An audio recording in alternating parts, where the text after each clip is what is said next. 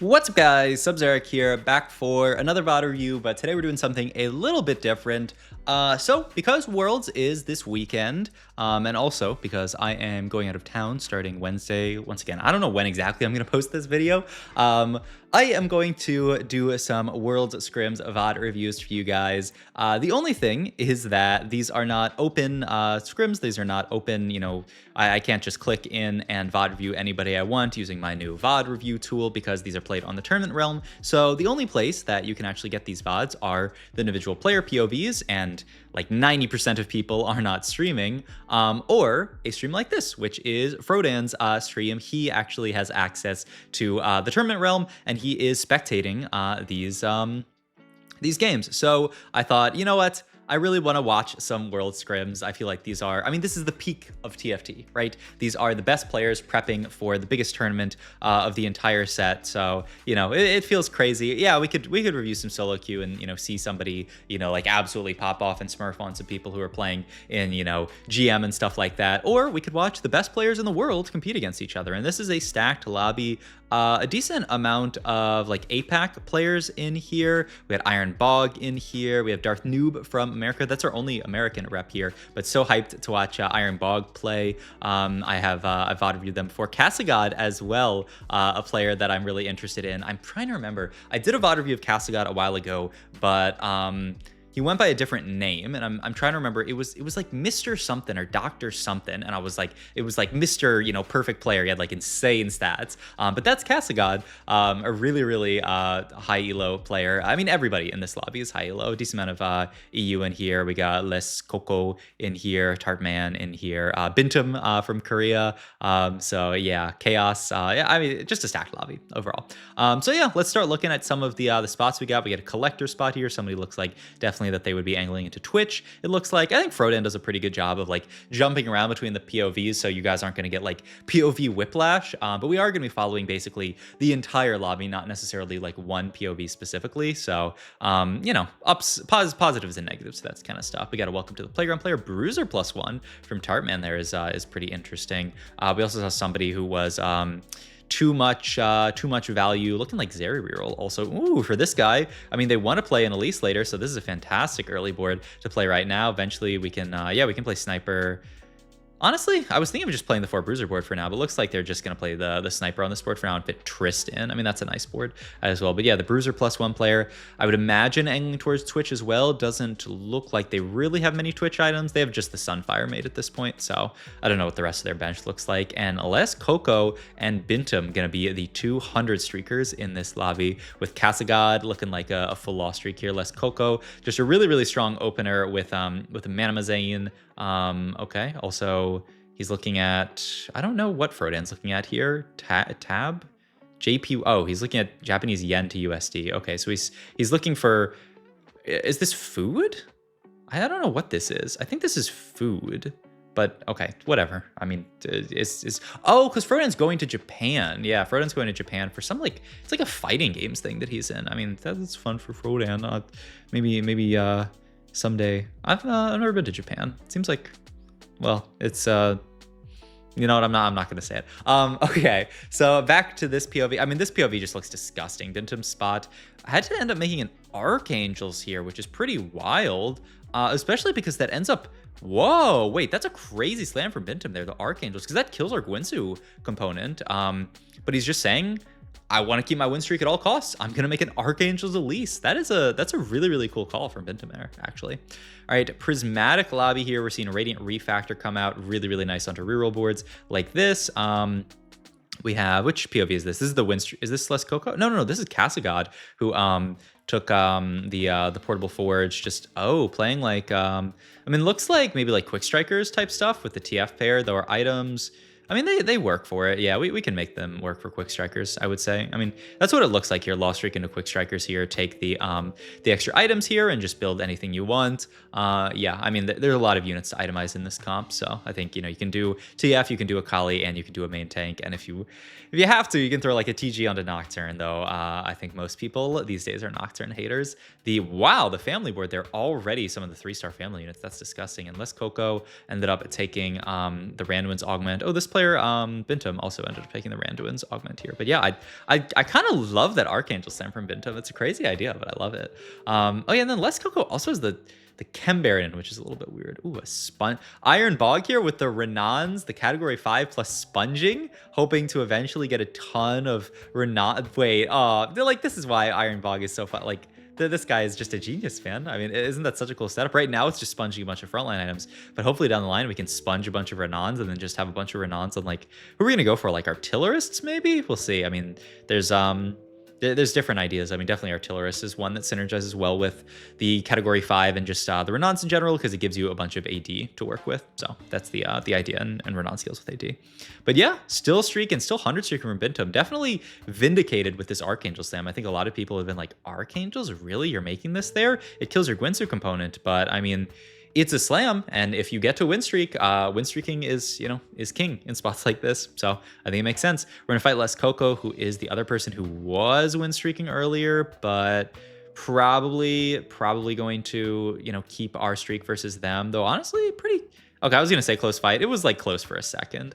Iron Bog taking a loss as well. Darth Noob dropping pretty low. I mean, as far as people I'm rooting for Iron Bog because I feel like they're just so fun to watch, and I'm rooting for Darth Noob because I mean he's our only NA rep in this lobby. Ooh, the Bruiser player managed to get to double Gwinsu, so pretty solid items, and I mean that Jace is really nice for when we get Elise. I don't think they had Elise yet, and yeah, it looks like it is going to be quick strikers from the player across from Bintum here. Yeah, actually just gonna completely stomp Bintum. Quick strikers, just the power of a Twisted Fate 2-star, just so strong. And yeah, let's look back at Darth Noob here. Yeah, pretty low here, but all is fine. I mean, we're playing Chembaron. Did actually cash out a pretty early Chembaron stack. You can see we got the Salvage Contraption here. Didn't want to play for like 200 stacks or even anything like that. I think this was just a 100 stack cash out maybe, or maybe it was 200. But if there's no way we would have cashed out 200 with the idea, it must have been like Salvage Contraption plus like one Smeech, and just take that for the Smeech though.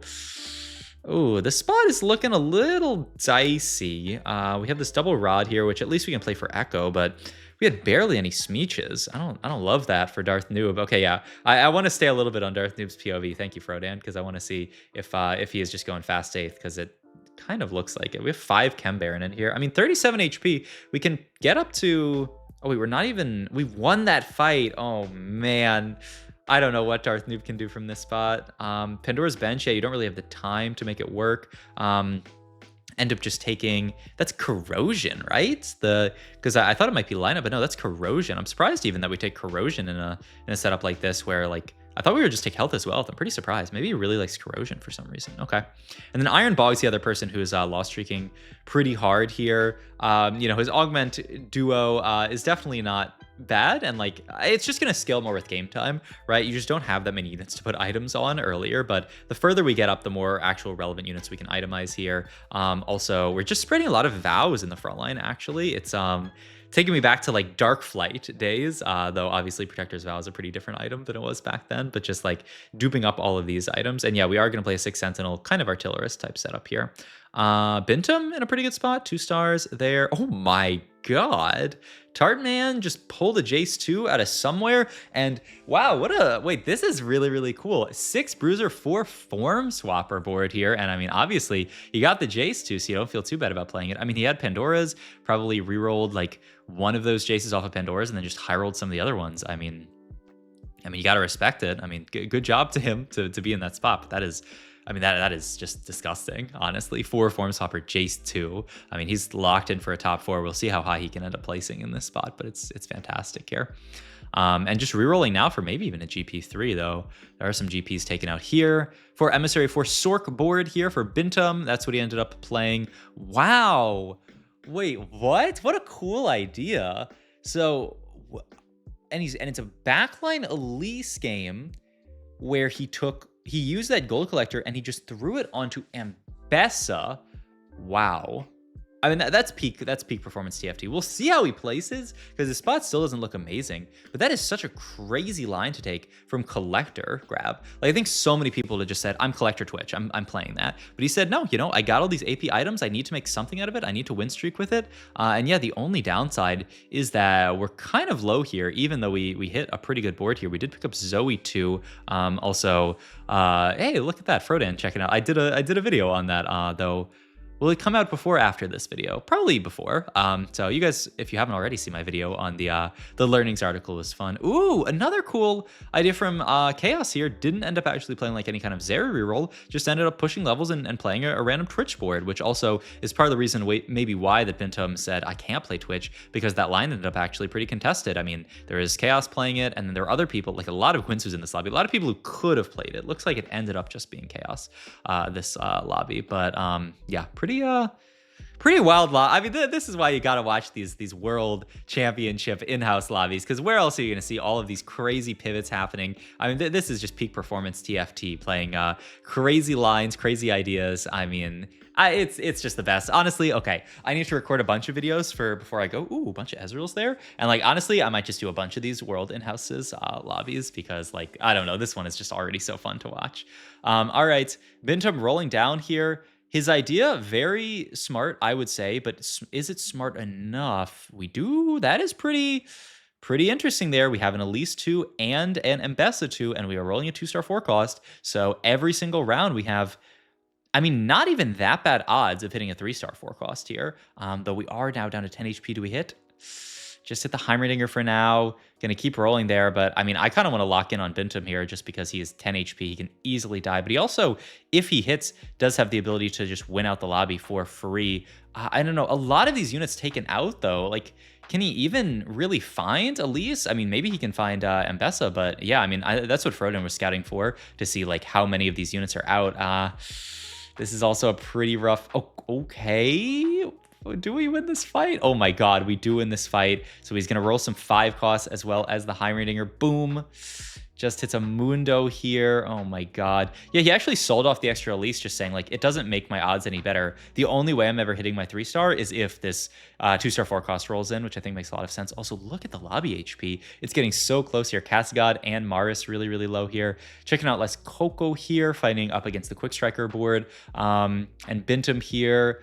Looks like he's winning another fight. Okay, this is good for Bintum. This is also Carousel for Bintum, which means, you know, like if there is, say, an Elise or something on Carousel, you could think about grabbing it. There's not. So we'll see what we grab here. Just best item here is just gonna be Giant Slayer for him, okay? Outside of that, other stuff on Carousel, I mean, nothing to write home about, I would say. You know, spats or anything like that. Just good items for all the different lines. So, okay. I did not see anything flash on the right side there, so Bintum, I don't think, hit a 3-star 4 cost here. Iron Bog, by the way, had a pretty rough mid-game, but just really spiked, and I'm surprised, actually, ended up, he's just using a sponging setup to sponge on all of these frontliners and just spreading all the Protector's Vows. It's a 5 Protector's Vow Sentinel frontline. I mean, it's pretty wild, but I mean, it seems to be doing pretty well there. Also, Casagod, oh, I think Bintum ended up dying there. Yep. Rest in peace to Bintum. No 3-star 4 cost. I mean, a cool line idea. Maybe a bit of an overcook, honestly. Just because, I mean, he was in such a good spot. I wonder if had he, you know, just played a little bit more greedy. I don't know. I mean, it was a really cool idea. And so, you know, I can't flame it too much, but it seems like it ended up being a little bit of an overcook. But yeah, I mean, this front line, all these redemptions as well, healing everybody up. It's a pretty cool idea. The only thing is that, like, I don't think Vow actually has that great... I mean, it gives you a shield, right, that synergizes pretty nicely. Also, less Coco and Chaos going down here, so we have our top 4. But yeah, like the shield, I guess, synergizes really nicely with Sentinels. That's the idea. And also, like, a lot of these Sentinels, they care a lot about getting a cast off. Stuff like Rumble, stuff like Alawi, getting their cast. And the mana from Vow is really nice. So that's the idea, I think, and it makes sense. All right. Going to pick up a gold orb here. Wait, what was that from? Well, are we in a gold subscription portal? I guess that's what it was. We haven't been looking at people like right at the start of rounds and stuff like that. I think we've been jumping around, but okay. Pick up a rumble 2. Yeah, and we started in the middle of the game. Well, not the middle. We started at like 2-1, so it must be gold sub here. Spread a couple of JGs over there as well. Look at this like really, really nice spreading of the items. I feel like Iron Bog is doing a really, really nice job of making sure that he optimizes. Like, look at this. We have the Shojin and the JG up next to each other so that the JG gets spread down to the Mel here, that the Shojin gets spread up to the Rumble there, and then we have this Redemption and the Vow spreading to all these other units. Like, this is such a cool idea. Also, there is thanks Frodan for shouting out that there's Pick'em there. But yeah, just beautiful. Yeah, he's spreading the items perfectly. And then I think he realized last fight that JG went onto another frontliner, and he's like, I don't want that. So that's why he moved Mel and Rumble back. Is this going to be a sponging win out from, I mean, it certainly looks like it. It looks like a sponging win out from this player, and I don't know what Frodan's looking at there. From Iron Bog, the player that I was saying. I mean, ooh, wait, that's almost a Jinx 3 from Darth Noob. Honestly, he could have sold board and going for it. I mean, he's level 9, so it's pretty tough. Maybe, I mean, this fight's pretty close, so maybe he's thinking that there is a chance with Mel that he can win, but ends up, I mean, solid top 2 from Darth Noob, who I thought was in a really, really rough spot, and it is a win for Iron Bog with a really, really cool sponging setup. So, I mean, what a fun game. What a fun game. I really, really loved watching the sponging setup pop off. Just this really cool idea of like making sure these units share items, making sure like the Vow and Redemption spreads to frontline. I mean, just beautiful stuff from Iron Bog. That's why, look, not calling it or anything, but I do think Iron Bog is someone who I really want to keep my eye on at the World Championships. And I mean, we're gonna watch more of these World Scrims. I'm excited to watch them. So we're definitely gonna have more of those over the coming weeks. So hope you guys enjoyed this video. If you did, please like, comment, and subscribe. Check out my Twitch, my Metafy, all my other links down below, and I will see you guys in the next video. Thanks for watching.